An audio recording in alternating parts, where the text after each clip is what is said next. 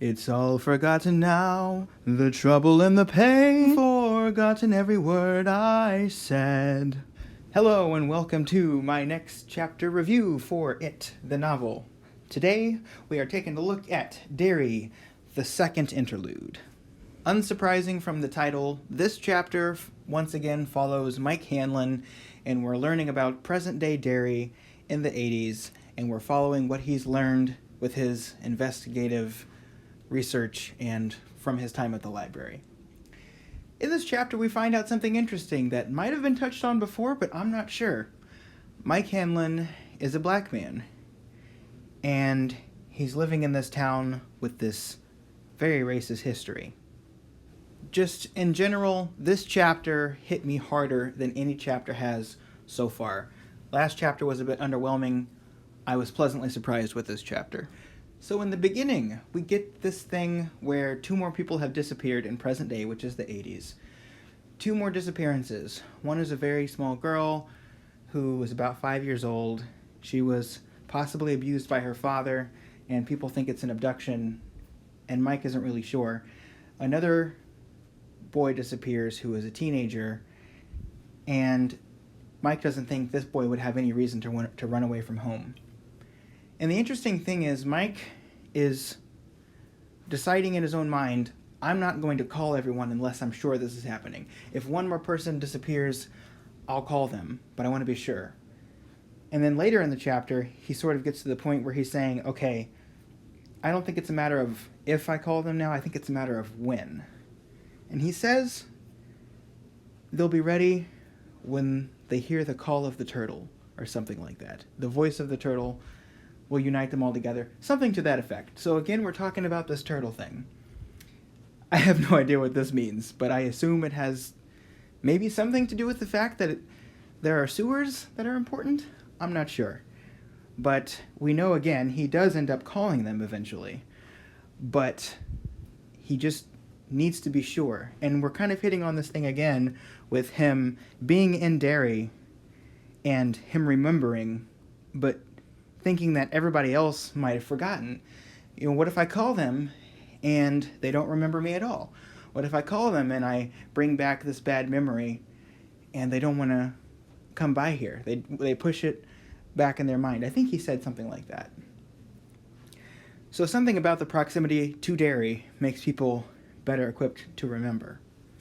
He says at one point that there are things he almost forgot himself.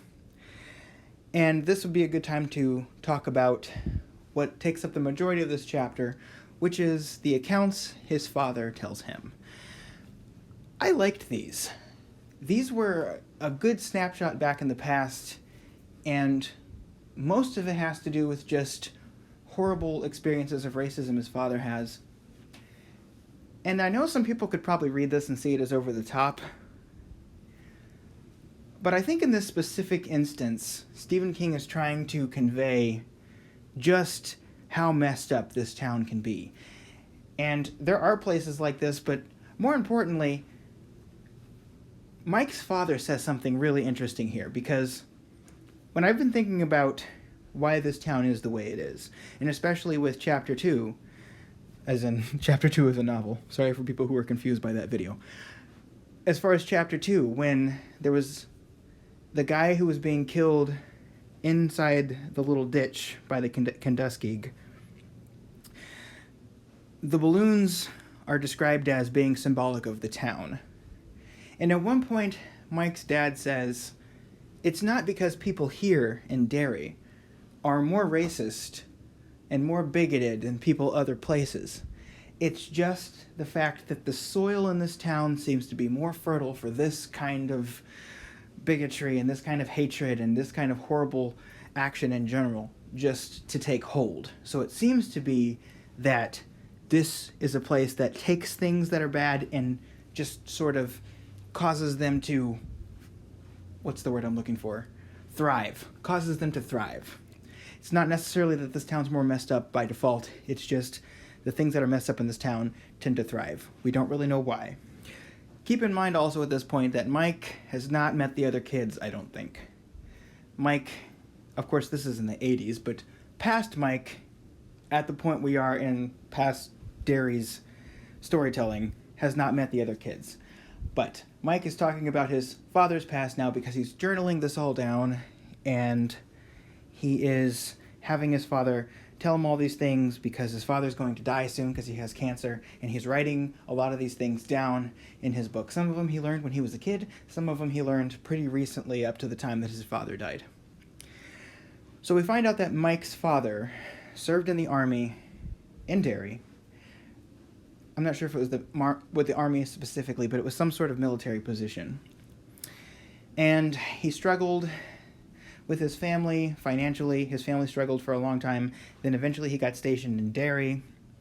And he has this person above him, I think he's a sergeant, who just constantly asks him to do demeaning things. He addresses the sergeant one time, and he says, "I didn't give you permission to talk to me," and he's calling him all these names. He calls him the N-word several times, and just about every other slur you can think of. He's making him dig up this hole and then fill it back in, and then dig up this hole and fill it back in, and dig up this hole and fill it back in, and he does this a bunch of times, and his father just gets so tired, and he just feels like he has to put up with it.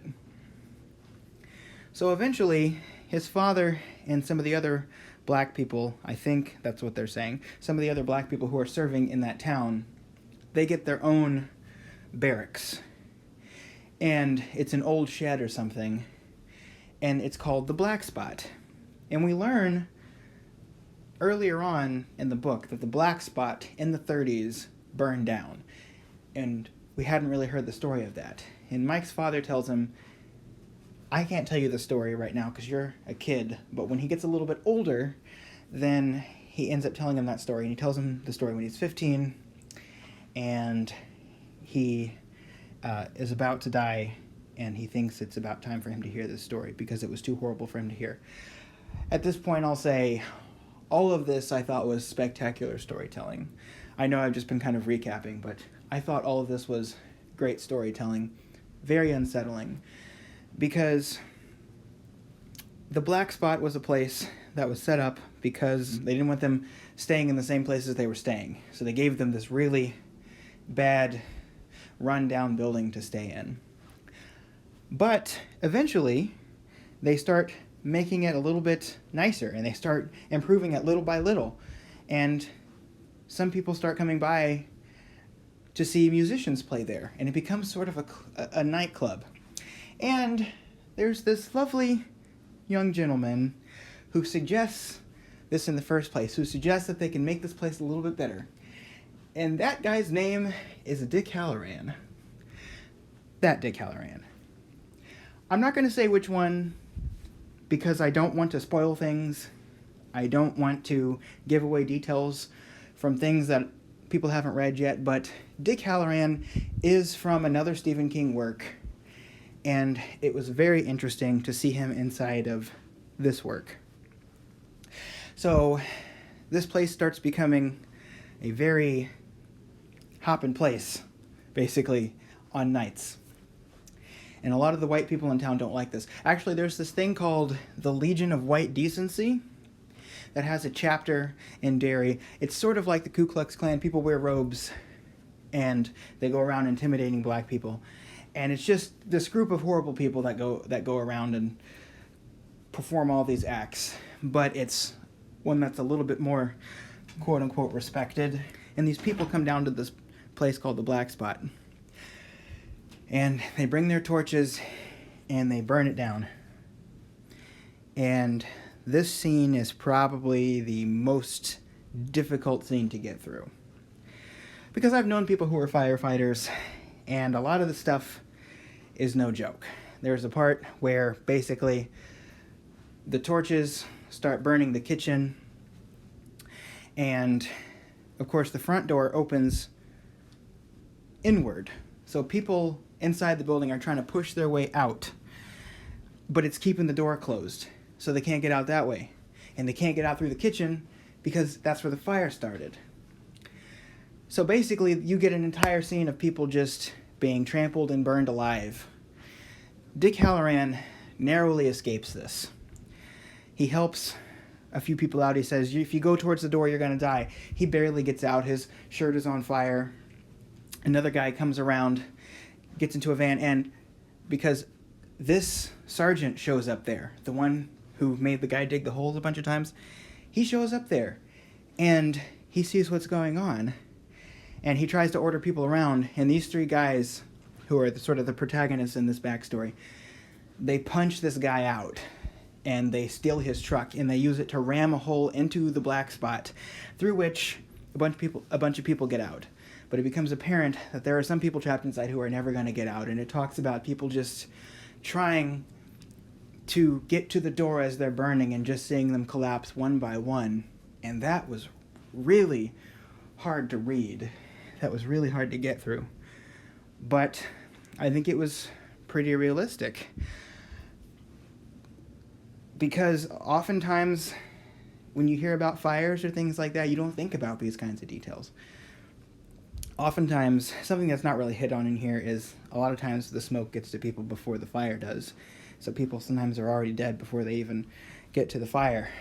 But this kind of stuff happens too sometimes, I think. So, and then we get Mike's dad as he's talking to his son. He's kind of on some pharmaceutical drugs, and he's not really with it all the way. He's talking to Mike as a teenager, and he tells him, I saw something as those people were running away who were in the Legion who set the building on fire. And he says, what was it? And he says, never you mind that. He doesn't want to tell him. His dad drifts a little bit more, almost into sleep. He asks him, what was it that you saw? And he said he saw a bird swoop down and grab one of the guys who was in the Legion, who was wearing the robe. And he said the bird hovered. But then he said, no, it didn't hover, it floated. Because it had balloons tied to it, and it floated in the air. And if you remember, Mike's the one who saw this bird out in the field that almost killed him. So it reminds him of this bird. So this is what I was talking about with him remembering things slowly. When I read that line, that was... Oof. In Harry Potter and the Chamber of Secrets, there's one point where Hermione Granger makes a face where she's just like, oh no, when she's sitting at a table. That's kind of the face I made. I was like, wow, this was a lot. It really got me, but it was very well written. That's all I can really say. So then to come back from that happening and to have what we had at the end of the chapter, Mike Hanlon wakes up. He slept in the library all night after writing all this stuff down. And he sees that there are some tracks going from the door to his seat. And he locks the doors every night. And there are muddy footprints. And he looks up and he sees, tied to the lamp at his table, there's a balloon. And it has his face on it. But he's screaming on this depiction, and there's blood running from his eyes, and there are no eyes. And Mike Hanlon screams, and the balloon pops. And that's the end of the chapter. I gotta tell you, this is probably the scariest scare I've had in this book so far. Because it's so simple. It's something so simple and not too over the top. There's only one person there. Nothing even really happens. Nobody dies. But to hear this story and to hear the racist past of this town, and then to wake up from that and just see that somebody has been in the library with him overnight and left this balloon there. And it's got this terrifying image on it. And it bursts when he screams. That is... wow. I could not record this review last night. I had to decompress from that. But this chapter, all in all, absolutely loved this chapter. It was well written from start to finish. And it's really interesting to get these little insights into what's going on with this monster. These kinds of frights represent, I think, Stephen King at his best. Because Stephen King is really good at taking something that's already horrifying that happens in real life and just adding these supernatural elements in here and there. Taking something with characters that you already care about and putting them in a situation that people do experience, which grounds it very much in reality, and then adding in these supernatural elements. Now, I think there are times where Stephen King has juxtaposed supernatural elements with realistic elements, and it just completely does not work. It just comes off as silly. But this was not one of those, because there was a lot of symbolism used, and there's a lot of psychological horror used. This scene with the balloon, I think, could not have been placed at a better time.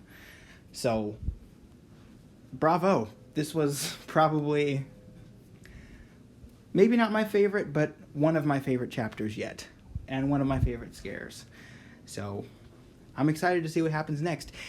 And I was glad that they broke the format, they being Stephen King. I'm glad Stephen King broke the format with, okay, here's the character, let's go back in time. Here's the character, let's go back in time. Because that was getting a little bit old. Maybe they're going to, I keep saying they, maybe he's going to jump into that with the next chapter. I don't know. I'm hoping we're going to get something a little bit different. I'm hoping we're going to switch up the formula a little bit now. But, liking this so far. Sort of reminds me of what happens with TV shows sometimes. Sometimes you're watching a TV show and you get to one episode and you really don't like it. You just have to wait a little while and maybe you'll like the next one. So, that is my review for Chapter 9. No, that's a lie. That is my review for Derry, the second interlude. I'm trying to think if there's anything else that I forgot that I wanted to mention in this chapter. Hold on just a second. I'm going to go consult with my notes. Yes, there is something major that I forgot. Butch Bowers, real quick, is a guy who Mike's dad had to deal with. A very horrible man who, at one point, went to Mike's father's farm and killed all of the chickens in the barn and painted a swastika. Just racist human being, did not like Mike's father. Mike's father had to basically take his rifle and go to him and intimidate him and say, if you come anywhere near my farm again, we're going to have some problems. And he never had to deal with him again. And Henry Bowers' father was Butch Bowers. So, you can kind of see how, father to son, this kind of hatred was passed down generationally, unfortunately. So, very interesting to see that character development, and I'm interested to see how that's going to play out in the future. Overall, really good chapter. Curious to see what happens next. So, yes, very good. If you like this content, be sure to like this content because I'll be making more of it, as I say every time. And also, if you like Stephen King stuff, I should be reviewing more of that, besides just this novel, and I've reviewed other things, including The Stand, pretty extensively. I'll also be reviewing the miniseries when it comes out on CBS All Access. I know this video was a lot longer and a lot slower than my other videos, but I wanted to make sure I really went through and said everything I wanted to say about this. I guess if I speak too slowly, people can watch this on increased speed if they want to. But until next time, I hope y'all have a good day, and see you later. Bye-bye.